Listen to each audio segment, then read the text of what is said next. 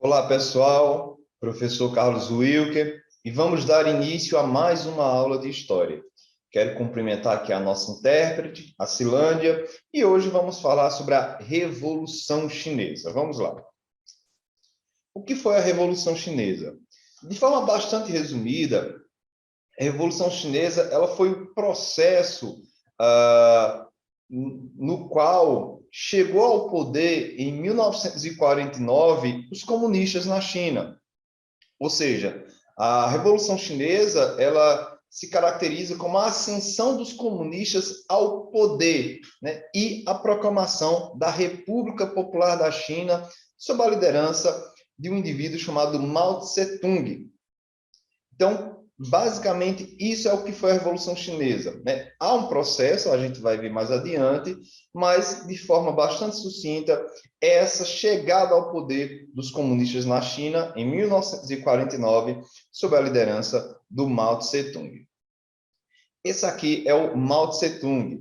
Ele é conhecido como o grande líder da Revolução Chinesa, que ocorreu em 1949, e foi o fundador da República Popular da China naquele mesmo ano. O Mao Tse-tung, ele nasceu em 26 de dezembro de 1893 e veio a óbito em 9 de setembro, em Pequim, no ano de 1976. Um fato importante, que é importante a gente citar, é que o Mao Tse-tung ele é um dos maiores ditadores que o mundo já viu. O Mao Tse-tung ele figura aí ao lado de figuras como Hitler, Stalin.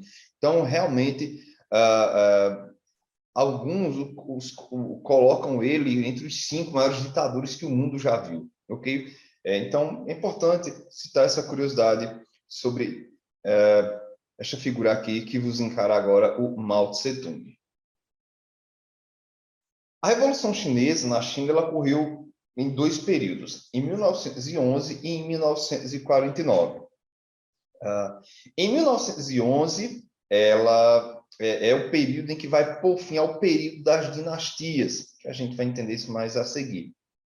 Já em 49, é a subida dos comunistas ao poder. Então, há que se diferenciar o fim do período das dinastias, já que a China era governada por dinastias, aquela coisa de tradição de reis e tal. Então, em 1911, esse período de dinastias vai ter fim. Em 1949, temos os comunistas assumindo o poder sob a liderança do já citado aqui anteriormente, o Mao Tse-tung. Então, vamos lá. Quais são as causas da Revolução Chinesa? No século XIX, no contexto do imperialismo, a China ela era dominada e explorada por potências europeias, principalmente pelo Reino Unido. E muitas dinastias na China eram aliadas a essas potências. Inclusive, entre 1898 e 1900, vai haver um ato de rebeldia contra a dominação da China, chamada a Guerra dos Boxers, né, que é uma revolução de caráter nacionalista e que vai ser duramente reprimida, essa revolta, pelas potências estrangeiras. Em 1908, um camarada chamado Sun Yat-sen funda o Partido Nacionalista, o Kuomintang. O principal objetivo deste partido era fazer oposição à monarquia e ao domínio europeu no país. Então, em 1911, o fim do período das dinastias, que eu já citei, esse fim ele vai ser protagonizado quando esse Partido Nacionalista vai assumir o poder e vai transformar a China numa república. Em 1911, com o apoio de grande parte dos militares chineses, Sun Yat-sen torna-se o primeiro presidente da República Chinesa. Em 1925, com a morte de Sun Yat-sen, ocorreu uma disputa pelo controle do Kuomintang, que era o Partido Nacionalista. Em 1927, o general Chiang Kai-shek assume o poder do Kuomintang, no comando das tropas chinesas, e combateu os opositores da República. Haviam opositores não só fora, como as potências estrangeiras, mas dentro do próprio país, China, haviam divisões, que no caso aqui eram grandes proprietários rurais e comunistas. Com o término da Segunda Guerra Mundial e a expulsão dos japoneses do território chinês, as tropas nacionalistas do Chiang Kai-shek voltaram a perseguir e combater os comunistas. Então, vamos entender o seguinte: existem três partes, vamos colocar aqui, três lados. Temos as potências estrangeiras, temos o Partido Nacionalista, os nacionalistas, né, liderados primeiro pelo Sun Yat-sen e depois pelo Chiang Kai-shek, e temos os comunistas. Então, são três blocos, vamos colocar assim. Dois internos, né, com um externo. A Revolução Comunista.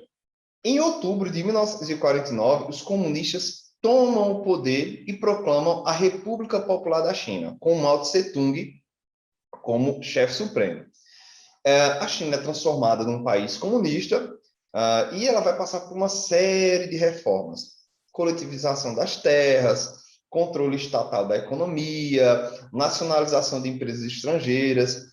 Essa política econômica vai gerar uma tremenda fome, em que milhões de pessoas vão morrer de fome. Realmente foi um plano, uma estratégia econômica extremamente ineficaz e que vai gerar o sofrimento e a fome e morte de milhões de pessoas. A Revolução de 1911 não levou a paz à China, posto que houve resistência de grandes proprietários de terras. Por isso, o país ficou mergulhado num conflito civil longo demais. O povo passou a viver na miséria, além de passar fome e não conseguir uma fonte de renda. Foram muitos anos de guerra civil, ou seja, uma guerra interna, envolvendo os comunistas, de Mao Tse-tung, além dos nacionalistas do Chiang Kai-shek. Com a vitória comunista, em 1949, fundou-se o Partido Comunista Chinês, PCC, tendo como chefe supremo o Mao Tse-tung.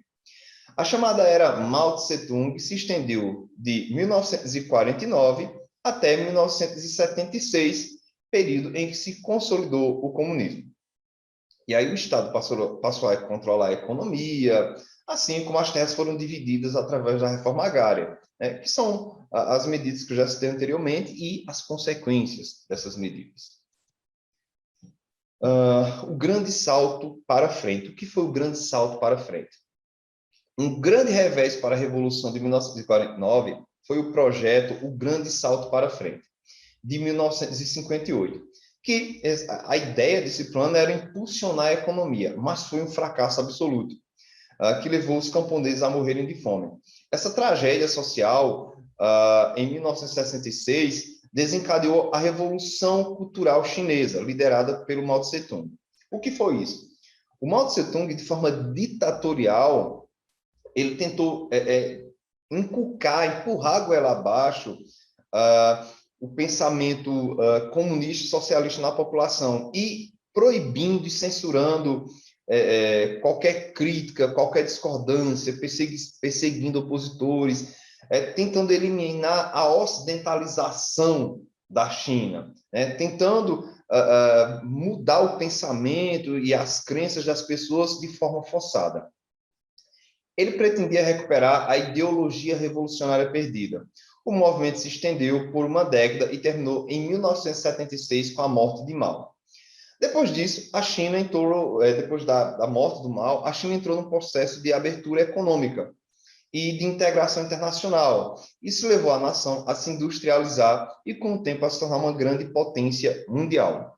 Ou seja, depois da era Mao, a China ela vai começar a se abrir um pouco mais, até que hoje em dia é um pouco complicado definir a China.